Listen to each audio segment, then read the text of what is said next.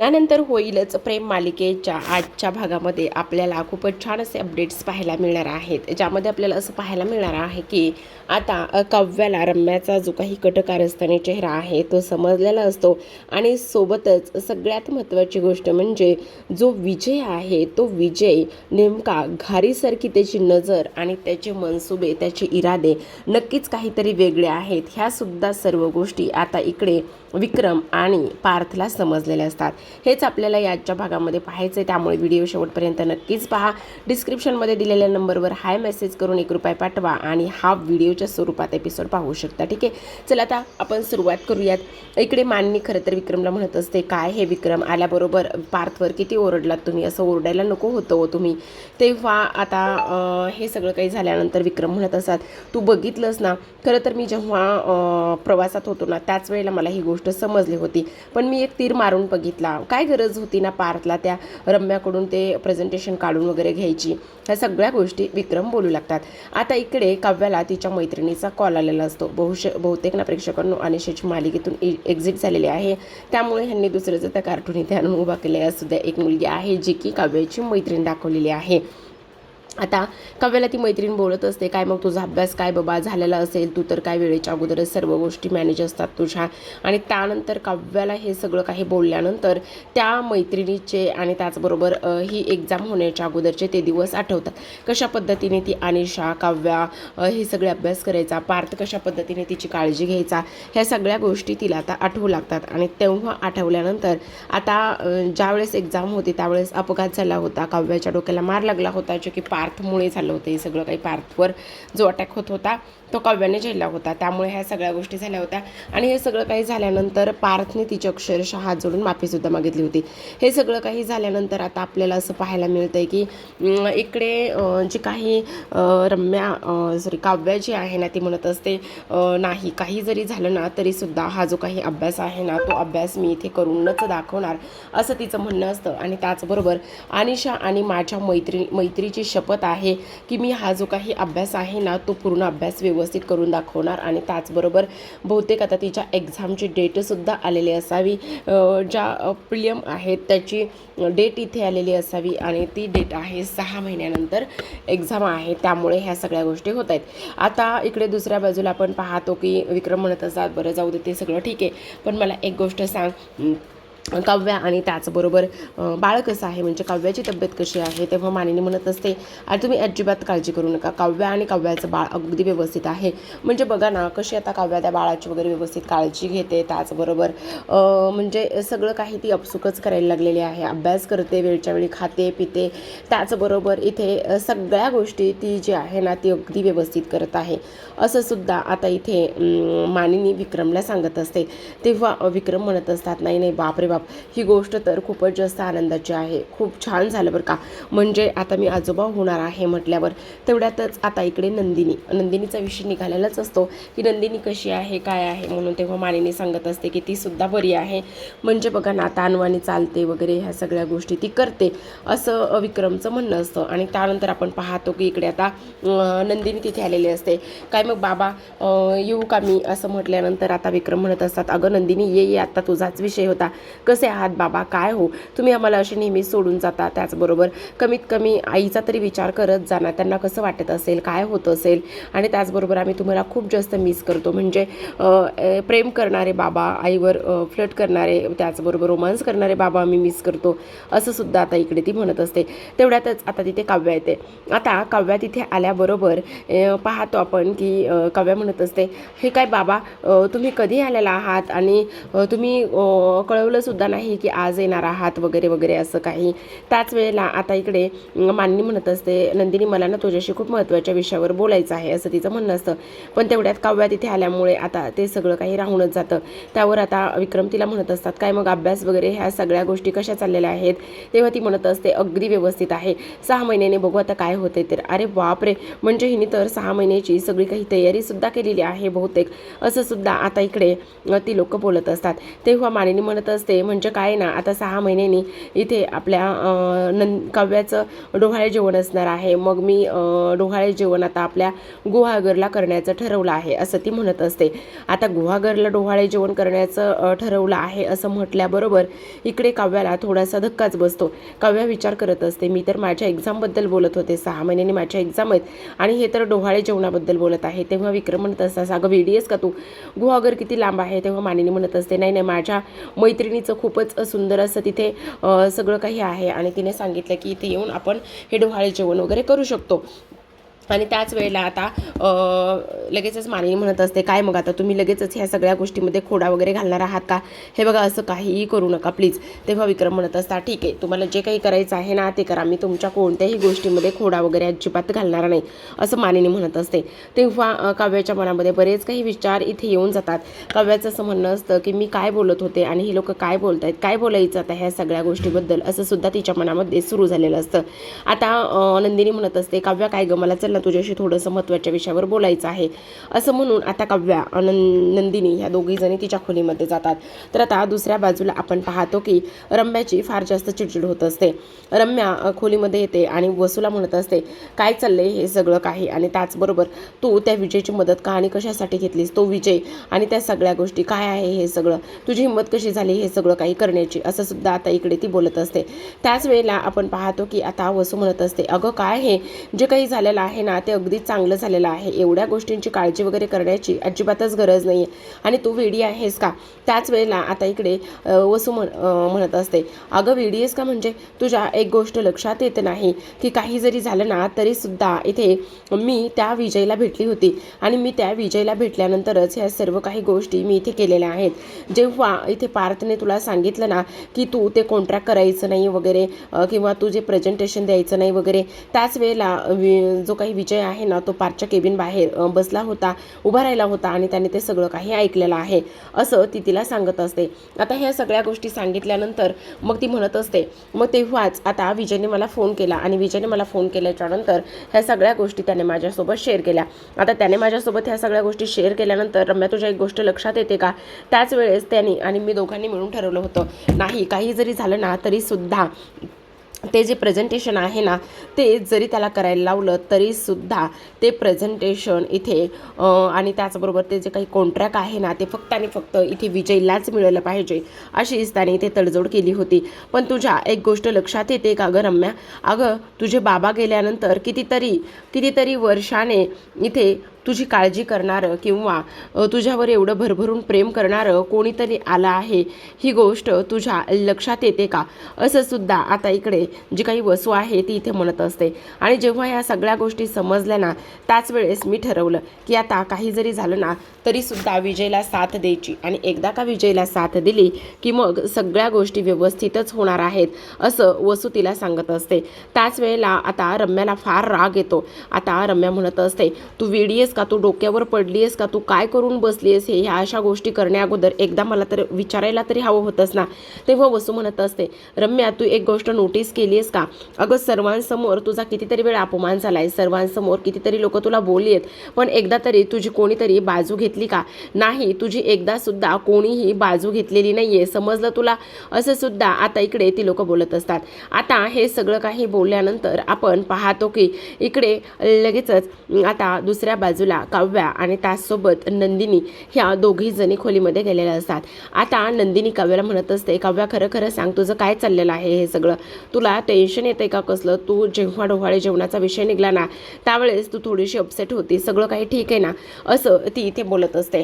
त्याच वेळेला काव्या म्हणत असते, तुला सांगू का एक सगळ्यात महत्त्वाची गोष्ट म्हणजे हे बघ, आता 6 महिन्यांनी मी काय सांगायला गेले होते ती गोष्ट तुझ्या लक्षात येते का, तर 6 महिन्यांनी माझ्या प्रिमिस आहेत आणि त्याचबरोबर इथे माझी एक्झाम असल्या कारणाने मी एक गोष्ट तुला सांगते की आता 6 महिन्यांनी माझं डोहाळे जेवण आहे आणि त्यानंतर तुला एक गोष्ट सांगू का, जेव्हा माझ्या एक्झाम असतील ह्या सगळ्या गोष्टी असतील ना त्यावेळेस मला सांग जर एक्झाम आणि डिलिव्हरीची डेट एकच आली तर मग काय होणार आहे, कशा पद्धतीने हे सगळं काही अरेंज होणार आहे हे तू सांगू शकतेस का, बोल ना, ह्या सगळ्या गोष्टी कोणाला तरी सांगता येणार आहेत का. त्यावर नंदिनी म्हणत असते, अगं एवढा काय विचार करतेस काव्या, तू वेडी आहेस का, ह्या सगळ्या सगळ्या गोष्टीचा विचार करण्याची ही आता वेळ आहे का? आणि तुला एक गोष्ट सांगू का काव्या, हे बघ, करायला गेलं ना तर काहीही होऊ शकतं. त्यावर काव्या म्हणत असते, काय होणार आहे तू सांग ना, तू सांग कशा पद्धतीने हे सगळं काही होणार आहे. तुला माहिती आहे का कसं आणि काय होणार आहे हे सगळं काही? म्हणजे तू तरी ह्या सर्व काही गोष्टी इथे सांगू शकतेस का? जर माझी डिलिव्हरीची डेट आणि त्याचबरोबर एक्झामची डेट एक आली तर मग काय करायचं आहे? तू सांग काय करायचं आहे, कशा पद्धतीने ह्या सगळ्या गोष्टी मॅनेज होणार आहेत ते जर तू सांगणार असेल तरच मी इथे हे सगळं काही करायला तयार आहे. नाही आहे ना तुला तुझ्याकडे ह्या प्रश्नाचं उत्तर? तर मग तुझ्याकडे ह्या प्रश्नाचं उत्तर नाही आहे ना, तर तुला सांगू का, मी आत्ताच्या आत्ता आईला जाऊन ह्या प्रश्नाचं उत्तर विचारणार आहे. त्यांना विचारणार आहे की तुम्हीच माझ्या ह्या प्रश्नाचं उत्तर द्या. तुम्ही देणार असाल ह्या प्रश्नाचं उत्तर तर मग मी सगळं काही करणार आहे. त्यावर नंदिनी म्हणत असते, हे बघ काव्या, जरा तू माझं ऐकून तरी घे. हे बघ, एवढा असा विचार करू नकोस. ह्या सगळ्या गोष्टीचा विचार करून स्वतःला त्रास घेऊ नकोस काव्या. अगं, आई होणं ही किती छान फिलिंग आहे. त्यावरती म्हणत असते, हो माहिती ना मला, आई होणं ही खूपच छान अशी फिलिंग आहे. पण त्यासाठी माझ्या एक्झामचं काय सांग ना, काय करणार आहे मी त्यासाठी? आणि त्या सगळ्या गोष्टी मी करू तरी शकणार आहे का? बोल ना, तुला काय वाटतं? असं सुद्धा आता इकडे ती बोलत असते. त्याच वेळेला आता नंदिनी तिला समजावत असते. ती म्हणत असते, हे बघ काव्या, ह्या सगळ्या गोष्टीचा एवढा आणि ह्या पद्धतीने विचार करू नकोस. तू जरा माझं ऐकणार आहेस का प्लीज? त्यावर लगेच आता इकडे नंदिनी म्हणत असते, हे बघ काव्या, अगं तू जर असा विचार केलास, हा निर्णय घेतलास तर इतरांना काय वाटेल, घरच्यांना काय वाटेल, ह्या तरी गोष्टीचा एकदा तू विचार करून बघ. त्यावर आता काव्या म्हणत असते, नाही आई, नाही ताई, आत्तापर्यंत त्याच गोष्टीचा मी विचार करत आलेली आहे ना. पण त्याने काय झाले, त्याने माझ्या हाती काहीच नाही लागत आहे. प्रत्येक वेळी मला समजून घ्यावं लागतंय. तुला सांगू का, खरं सांगते मी, मला आत्ता ह्या वेळेला आई नाही व्हायचं आहे. मला आता माझ्या एक्झाममध्ये कोणालाही नाही आणायचं आहे. आणि जर मला माझ्या ह्या एक्झाममुळे बाळ आडवं येत असेल तर मला ते नको आहे, असं काव्या म्हणत असते. त्यामुळे मी आत्ताच्या आत्ता आईला जाऊन हा जाब विचारणार आहे. आत्ताच्या आत्ता मी आईकडे जाणार आहे आणि आईकडे जाऊन हा प्रश्न मी आईला विचारणार आहे, असं काव्याचं आता स्पष्टपणे म्हणणं असतं. पण आता नंदिनी तिला समजावत असते आणि म्हणत असते, हे बघ काव्या, असं करू नकोस प्लीज, तू ऐकून घे एकदा. हे बघ, ह्या सगळ्या गोष्टी बोलण्याची आणि ह्या सगळ्या गोष्टी करण्याची वेळ नाही आहे आत्ता. त्यावर काव्या म्हणत असते, नाही ताई नाही, तू मला नाही थांबवू शकत. मी आत्ताच्या ताईकडे जाणार आहे आणि ह्या सगळ्या गोष्टीबद्दल आईला जाब विचारणार आहे, असं स्पष्टपणे आता इथे काव्या म्हणत असते. त्याच वेळेला ती आता धावतच निघते. धावतच निघाल्यानंतर जिना उतरत असते आणि जेव्हा जिना उतरते त्याच वेळेला तिचा पाय निसटतो आणि पाय निसटल्याबरोबर तिचा आता लगेचच तोल जात असतो. आता तोल गेल्याबरोबर काव्याचा एक हात तिच्या पोटावर जातो. काव्याचा एक हात पोटावर गेल्यानंतर लगेचच नंदिनी तिच्या बाजूला येते आणि काव्या असं जोरातच ओरडत असते. तर आता काव्या असं जोरात ओरडल्यानंतर नंदिनी पाहते की काव्याचा एक हात तिच्या पोटावर आहे. तेव्हा नंदिनी तिला म्हणते, बघितलंस काव्या, तुला तुझ्या प्रश्नाचं उत्तर मिळालं असेल ना. हे बघ, खरं सांगू का तुला, बाळाची स्पेशल अशी काळजी घेण्यासाठी आपल्याला कोणताही एक्सरसाइज, कोणताही टास्क किंवा आणखी कोणतंही काही करावं लागत नाही. ते आपल्या आपसुकच अंगी बाळगलं जातं. आता तू बघितलंस ना तुझ्या बाबतीत काय झालं आहे ते. जेव्हा तू पडायला लागली, जेव्हा तुझा तोल गेला, तेव्हा आपसुकच तुझा जो काही हात आहे ना तो तुझ्या पोटावर जाऊन पडला. मग मला सांग, आता तरी तुला तुझ्या प्रश्नांची उत्तरं मिळाली असतील ना. तेव्हा वरूनच रम्या पाहत असते.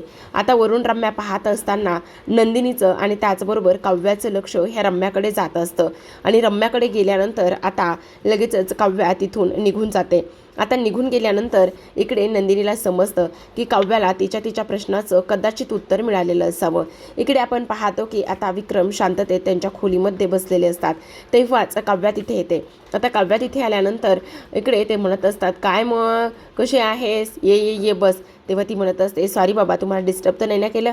तेव्हा विक्रम म्हणत असतात, नाही रे, मला कशाला डिस्टर्ब करते माझी सोन. नाही, अजिबात नाही. आणि काय ग, तू जेवलीस ना, वेळेवर गोळ्या औषधं वगैरे हे सगळं काही घेतेस ना. आणि त्याचबरोबर काय ग, सगळ्या टेस्ट वगैरे केल्यात ना. आता प्रेग्नेन्सीमध्ये काय जे काही मेडिसिन देत आहेत ना ते सगळ्या व्यवस्थित घेतेस ना तू, असं ते तिला आग्रहाने विचारत असतात. आणि तेव्हा ती सुद्धा सगळं काही व्यवस्थित सांगत असते. ती म्हणत असते, हो बाबा, काळजी करू नका, सगळ्या गोळ्या औषधं वगैरे हे सगळं मी व्यवस्थित घेत आहे, काळजी वगैरे करण्याची काही गरज नाही, असं ती बोलत असते.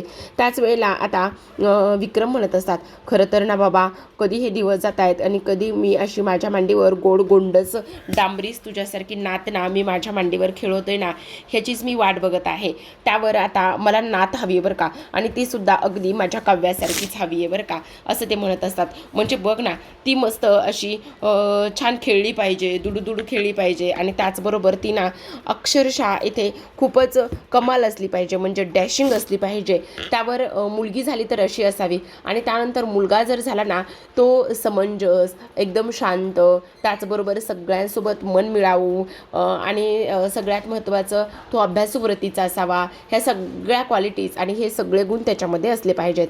तेव्हा काव्या म्हणत असते, म्हणजे अगदीच पार्थ सारखा, बरोबर की नाही. तेव्हा लगेच आता विक्रम म्हणत असतात, हो अगदी पार्थ सारखा. पण बाबा तुम्हाला एक गोष्ट सांगू का, आज खरं तर मला पार्थविषयीच बोलायचं आहे.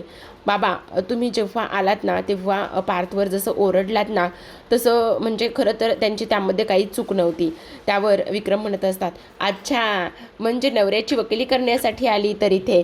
त्यावर ती म्हणत असते, नाही बाबा अगदीच नवऱ्याची वकिली असं नाही, पण तरीसुद्धा तुम्हाला सांगू का इथे देशमुखांची काहीच चूक नव्हती त्या सगळ्या गोष्टीमध्ये. त्यावर आता इकडे ते म्हणत असतात, माहिती ग मला तुझ्या नवऱ्याची काहीच चूक नव्हती, ही गोष्ट मला बरोबर माहिती, आणि ती गोष्ट तू मला सांगण्याची अजिबातच गरज नाही. तुला सांगू का, आत्ता जरी मी त्याच्यावर ओरडलं असलो ना तर थोड्या वेळाने तोच माझ्याकडे येणार आहे, आणि थोड्या वेळाने तोच माझ्याकडे येऊन माझ्याशी बोलणार आहे, बरोबर की नाही, असं सुद्धा आता इकडे ते बोलत असतात. आणि त्यावर लगेच आता पार्थ दाराशी येऊन उभा राहिलेला असतो. जेव्हा विक्रमचं लक्ष जातं पार्थकडे तेव्हा विक्रम म्हणत असतात, बघ मी म्हटलं होतं ना लगेचच तो येणार म्हणून, बघ आला तुझा नवरा. आता लगेच काव्या म्हणत असते, पण बाबा प्लीज पार्थशी थोडंसं, अगं नको काळजी करू तू, त्या गोष्टीची अजिबात काळजी करू नको, असं ते इकडे बोलत असतात. त्याच वेळेला आपण इकडे दुसऱ्या बाजूला पाहतो की काव्या तिथून गुड नाईट म्हणून जायला लागते, आणि जाता जाता पार्थला म्हणत असते, काय मग लवकर या हां, मला खूप झोप येते. त्यावर तो म्हणत असतो, हो हो ठीक आहे, असं म्हणून आता ती तर तिथून निघून जाते. तर आता पार्थ म्हणत असतो, बाबा 2 मिनटं बोलायचं होतं प्लीज. हां हां पार्थ ये ना, असं म्हणून विक्रम बेडवर बसतात आणि समोर पार्थला बसवत असतात. त्याच वेळेला आता पार्थ म्हणत असतो, बाबा खरं तर सॉरी बरं का जे सकाळी काही झाले त्याबद्दल. तेव्हा विक्रमसुद्धा म्हणतात, पार्थ खरं सांगू का तुला, सर्वांसमोर मी सुद्धा तुला तसं ओरडायला नको होतं, मी सुद्धा सर्वांसमोर तुला त्या पद्धतीने ओरडलं ना त्यासाठी. बाबा काय हे असं काही नाही आहे, आणि तुम्हाला माहिती आहे ना मला त्या गोष्टीचं कधीच काही वाटणार नाही आहे म्हणून, मग तुम्ही ह्या सगळ्या गोष्टींचा एवढा विचार नका बरं करू. त्यावर लगेच आता इकडे पार्थ म्हणत असतो, पण बाबा तुम्हाला एक गोष्ट सांगू का, तर रोहितने जेव्हा प्रेझेंटेशन दिलं होतं ना बाबा तेव्हा मी तिथेच समोर होतो, आणि प्रेझेंटेशन एकदम उत्तम असं झालं होतं. त्या प्रेझेंटेशनमध्ये काहीही खराबी नव्हती, काहीही चूक नव्हती. पण तुम्हाला सांगू का कशा पद्धतीने हे सगळं काही झालं ना ते मला कळलं नाही आहे. पण बाबा मी तुम्हाला 100% खात्रीने सांगतो की ह्या सगळ्या गोष्टीमध्ये ना रोहितचा काहीतरी हात आहे, आणि रम्याचा सुद्धा. त्यावर विक्रम म्हणत असतात, पण तुला सांगू का जेव्हा जो विजय आहे ना तो विजय इथे आल्यापासूनच त्याचे जी काही घारीसारखी नजर आहे ना ती मी ओळखली होती. म्हणजे एवढ्या सहजासहजी तो आपल्या आयुष्यात आला आहे ही गोष्ट मला काही पटत नाही आहे बरं का पार्थ. त्या विजयकडे लक्ष ठेवावंच लागेल. त्यावर पार्थ म्हणत असतो, नाही बाबा विजयकडेच नाही तर रम्याकडे सुद्धा लक्ष ठेवावं लागेल, कारण जेव्हा मी रम्याला ही गोष्ट सांगितली ना त्यानंतर रम्याने कदाचित विजयला कॉल करून हे सगळं काही सांगितलेलं असावं याचा मला पूर्ण अंदाज आहे. आता लगेचच विक्रम म्हणत असतात, असूही शकतं, पण बाबा आपल्याकडे वेळ कमी आहे, आणि त्याचबरोबर हे जे काही प्रेझेंटेशन दाखवलं आहे आणि त्यानंतर कॉन्ट्रॅक्ट जे विजयला मिळालं आहे ना ते आता त्याचा हा थोडासा आनंद आहे, पण तो आनंद जास्त काळ टिकू द्यायचा नाही आहे, ही गोष्ट मात्र तेवढीच लक्षात ठेवायची आहे. तुम्ही नका काळजी करू बाबा, मी आता खूपच जास्त अलर्ट राहील ह्या सगळ्या गोष्टीबाबत, असं म्हणून विक्रम म्हणत असतात. आता तर मला कोणत्याही गोष्टीची काळजी नाही आहे पार्थ, मला माहिती ना तू कसं आणि किती मॅनेज करतोयस ते सगळं काही मला तू आणि मी तुला सांगायची गरज नाही. तर आता इकडे दुसऱ्या दिवशी सकाळची वेळ झालेली असते, आणि दुसऱ्या दिवशी सकाळी मात्र पार्थ आणि काव्या हे डायनिंग टेबलवर असतात. तेव्हा पार्थ म्हणत असतो, खरं तर मला थोडंसं यायला बाबांकडून लेट झालं, तुम्ही तोपर्यंत झोपला होतात. तेव्हा काव्या म्हणते, हो रात्री मी लवकर झोपली म्हणून सकाळी लवकर उठली ना, सकाळी लवकर उठले, छान फ्रेश वाटलं, आणि त्यानंतर तुम्हाला सांगू एक चॅप्टर मी कंप्लीटसुद्धा केला, त्याच्या पूर्ण नोट्ससुद्धा मी काढून झालेल्या आहेत. त्याच वेळेला आता इकडे पार्थ जो आहे ना तो म्हणत असतो, म्हणजे पाणी पित असतो, तर इकडे काव्या जी आहे ना ती कॉफी घेत असते आणि त्याच वेळेला पार्थ नेमकं तिला लव यू म्हणत असतो. त्याच वेळेला काव्याला ठसका लागतो आणि ती म्हणत असते, काय हे देशमुख? त्यावर तो म्हणतो, काय म्हणजे म्हणजे मला आवडलं. काल तुम्ही बाबांकडे माझी साईड घेऊन जी काही वकिली करायला गेलात ना, ते सगळं काही बाबांनी मला सांगितलं बरं का. म्हणजे माझी आता फिसकरलेली मांजर जी फक्त फिसकरतच नाही आहे, तर माझी बाजू घेऊन वकिलीसुद्धा करते आणि त्याचबरोबर हे जे काही चालले ना ते मला फार आवडते बरं का, असं सुद्धा आता इकडे तो बोलत असतो. त्याच वेळेला हे सगळं काही बोलत असताना आपण पाहतो की काव्या म्हणत असते, हो हो आलं आलं माझ्या लक्षात आलं, हां सगळं तुम्हाला जे काही बोलायचं आहे ते सगळं काही मला समजलं, असं तो बोलत असतो. आता धावतच जीवा येतो आणि जीवा म्हणत असतो, बाप रे बाप, चला चला चला खूप भूक लागली, आई आणि बाबा कुठेत, आई आणि बाबा कुठेत? त्याच वेळेला काव्या म्हणत असते, आई आणि बाबा गेलेले आहेत मंदिरामध्ये दर्शनासाठी आणि आई तर आज बाबा इकडे मंदिरामध्ये देवाकडे प्रार्थनाच करणार आहेत, कमीत कमी माझा नवरा माझ्यासोबत 15 दिवस तरी एका जागी स्थिर राहू दे म्हणून. आता जीवा म्हणत असतो, अच्छा असं आहे का, मग बरं बरं बरं बरं ठीक आहे ठीक आहे, पण काय काय तुझं काय चाललेलं आहे दादा? तेवढ्यातच आता नंदिनी धावतच खाली येते. नंदिनी ओरडत आलेली असते, जीवा जीवा जीवा, आणि काय हे तुम्ही माझा रात्री फोन सायलेंटला टाकला. तेव्हा तो म्हणत असतो, काय झालेलं काय आहे ते तरी सांग नेमकं. तेव्हा नंदिनी म्हणत असते, नाही जीवा खूप मोठा प्रॉब्लेम झाला. अगं काय तो तरी सांगणार आहेस की नाही? रात्री तुम्ही माझा फोन सायलेंटला टाकला, रेखाताईंचे 21 मिस कॉल्स आहेत. अगं हो, पण त्याचं काय नेमकं? तुम्हाला सांगू का, त्या रेखाताईंचा जो काही भाऊ आहे ना सँडी, त्याचं बाळ किडनॅप झालेलं आहे, म्हणजे त्याचा मुलगा. त्यावर काव्या म्हणत असते, त्याचा मुलगा म्हणजे तोच का गं जेव्हा वसुताईचं जे काही भांडं आहे किंवा वसुताईला आपल्याला एक्सपोज करण्यासाठी त्या माणसाने मदत केली होती, तोच का, तोच तो?